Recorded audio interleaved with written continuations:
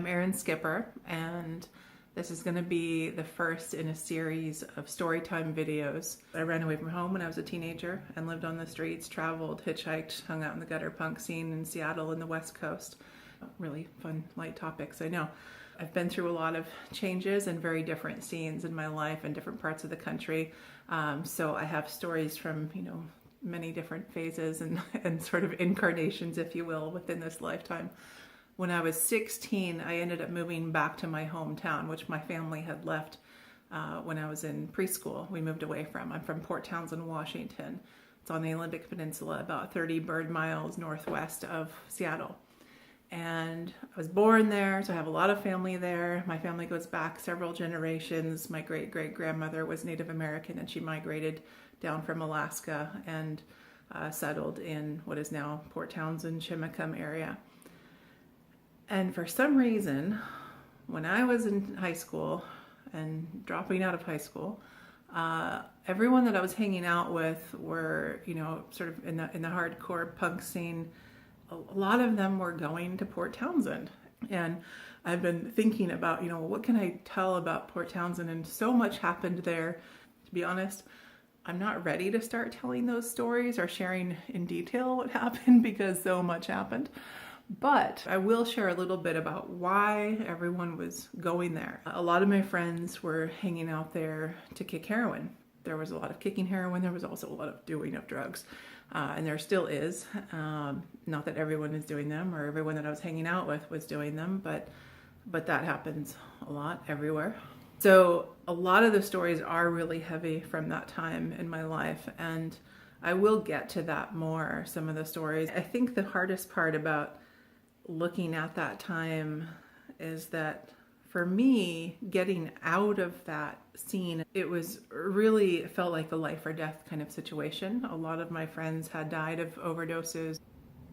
One day, kind of after a really, really tough period, I began meditating. I sat down to meditate, and my whole life kind of changed slowly, but also really drastically from that point on for the better. Over the last 23, 24 years, I've known so many people from that town and my life in general who have overdosed. I was hoping to tell kind of a more positive story about my time in Port Townsend. And recently, a friend of mine from there, who was not necessarily a known user of heavy drugs, died of an overdose just a little over a month ago. And also, my partner also lost somebody very close to an overdose, which would end up being fentanyl. And by the way, fuck fentanyl. Fuck fentanyl. Their good friend was just revived yesterday with Narcan in the recovery center where they were seeking treatment. It's around my life peripherally. It's just something that doesn't seem to go away. And whether it's people from my past or currently, the drug epidemic is so huge, not just in the United States, everywhere, but it is so huge and it seems so daunting. And again, I've been away from it for so long. I don't even know. I didn't even know about Narcan. I didn't know that it's something that is over-the-counter medication that you can get at Walgreens, you can get at standard pharmacies. You spray it up the nose if somebody's having an opioid overdose, whether it's from prescription or pharmaceutical drugs or heroin. If you have Narcan on hand and somebody is in an overdose state, spray it up their nose. It can help revive them just enough so that when emergency first responders get there, they can deal with them and that person has a chance of surviving. I don't know how exactly my friend died in March. It's been in the news, and I know that he was left at the hospital. Would he have had a chance if they had called 911 that moment when he had first taken the drugs and there was a sign of problems? We can't go back to the past, and this is one of the hardest things with deaths like suicide and overdoses, is that those of us surviving that death, the trauma and wanting to replay those moments and the coulda, shoulda, woulda is so fucking intense. It's just so painful and so difficult. But in the future, it doesn't need to happen as often. I'm not going to talk about addiction and the why and the recovery. I will talk about that at another point because it's a big part of my life. I've been in the situation where, I was with somebody with other people, and we're like, well, this person could die. Do we take them to the hospital? Do we just kind of wait it out and see if they wake up or come to? You don't know until you're in that situation. And I would hope that everybody would call 911 or take somebody to the hospital. There are Good Samaritan laws that protect people in most states, and you should look it up state by state, of course. But in Washington State, where I'm from, and most states that I've looked up in the past few weeks researching this, most people would be protected. They wouldn't get arrested if you've had drugs or paraphernalia on you. If you take your friend or somebody that you're partying with and they've overdosed, if you take them to the hospital or call 911, you're not going to be arrested or charged. If you don't and they die with you, and unfortunately this happens, it's really incredibly tragic. I could talk a long time just about my friend who passed away in March. For those people from Port Townsend, everybody knows him. He was a legend in the town. He was an amazing musician, really important part of the community, hosted open mics, worked at the local sort of DIY venues, and mentored and helped other musicians, young budding and aspiring musicians. Was part of so many things in the community and had such a beautiful family and beautiful wife who I've hosted on my radio show. I've hosted them in Los Angeles when I lived in LA for concerts. They would play at my house. They're just a part of my community, and I've known them for about 25 years. So it hits home. And I've done a lot of therapy and trauma therapy around grief in the last year especially. So this was really not exactly the note that I wanted to start my YouTube channel videos on. Of course, I'd love to be telling fun stories of parties and crazy wild nights that we had in Port Townsend. Again, I don't even know the full story, and I think it's so easy to judge because I've read some of the news articles, and people are judging, that group, everybody know they did drugs, and of course this is going to happen, and that's just bullshit. I mean, I've been away from it for so long, and I often, think what would it be like if I still lived there? Would I still be in the same sort of mindset or dealing with some of the same issues? And I would like to think not, but I also know a lot of people there that are just really good people, and things happen. It could happen to anyone. It could have happened to me, could have happened the first time that I did heroin. It could happen anytime, anywhere, to anyone. So if you think that because you're religious, you're spiritual, you're better, whatever, you're not immune to this. Nobody in the country, in the world, is immune to these sorts of things happening.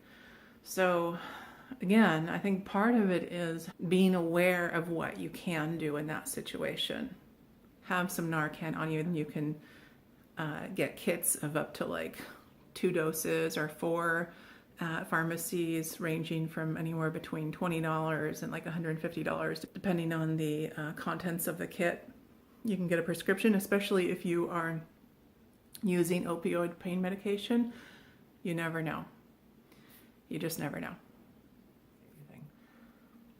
I just realized after making this video that I alluded to doing heroin for the first time at my parents' house. And I just want to talk a little bit more about that. It was Christmas Eve. My parents had, given me money for Christmas. I had my punk boyfriend over for Christmas. It's a long story about how we met. I was hanging out in Seattle a lot with all the gutter punks and travelers and hippies, and was dating this guy who was a junkie. A lot of my friends were. And first thing we do, we get the money, and we go to Seattle. I'm like, okay, I can get some stuff that I like. He can have some heroin for Christmas. We get back to my parents' house, and we're sitting in the car for a good, probably half an hour, just talking and arguing about whether or not I should do it. And I didn't want to. And I remember he was very manipulative and persuasive and, just very eccentric and crazy and bad boy. So attractive. I'm sure some of you do.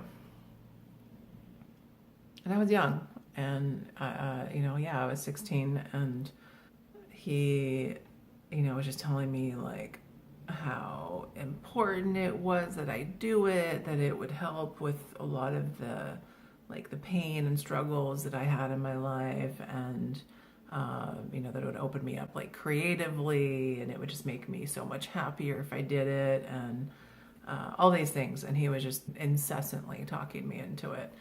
And I still didn't want to do it, but I think it was more just to get him to shut the fuck up. I was like, let's do it.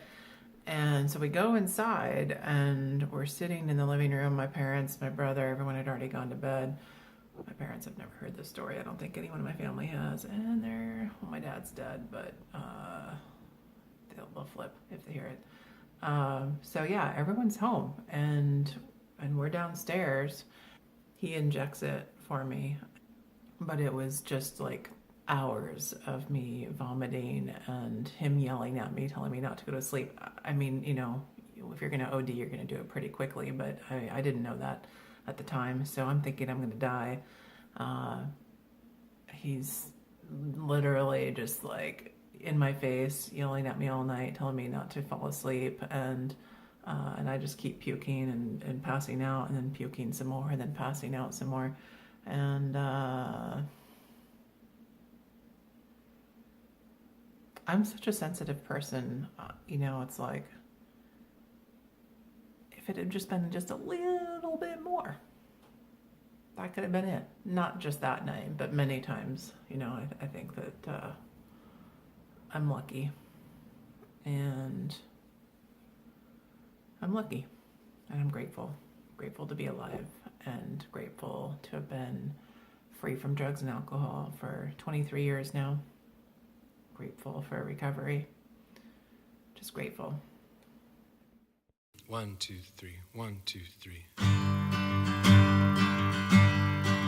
She said, fuck up and Mike, let's go look at the stars, and let's talk about life and how lucky we are to be awestruck and bold, to find change in these times. You can be my true love if you don't ever lie, because everyone lies every day of their lives, and I'm sick and I'm tired. I want to find out if there's anyone who could be brave and be true to the whole fucking world, or at least just one girl. At least just one girl. Then she got up off my form and walked right to my door. Before she left me for dead, yes, she turned to me and she said,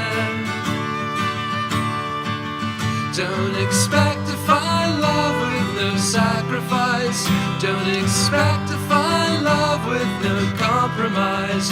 Don't expect to find truth without living through lies. Don't expect to find love with no compromise.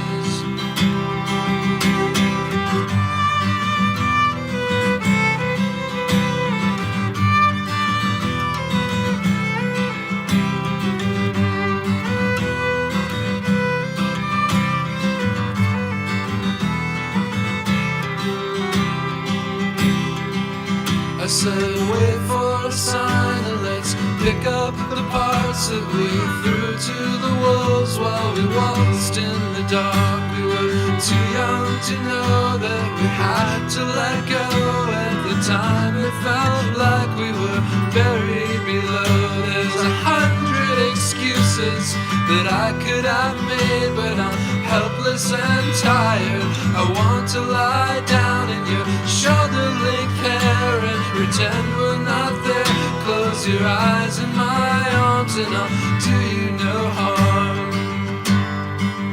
Then she got up off my floor and walked right to my door. Before she left me for dead, yes, she turned to me and she said, don't expect to find love with no sacrifice. Don't expect to find love with no compromise. Don't expect to find truth without living through lies. Don't expect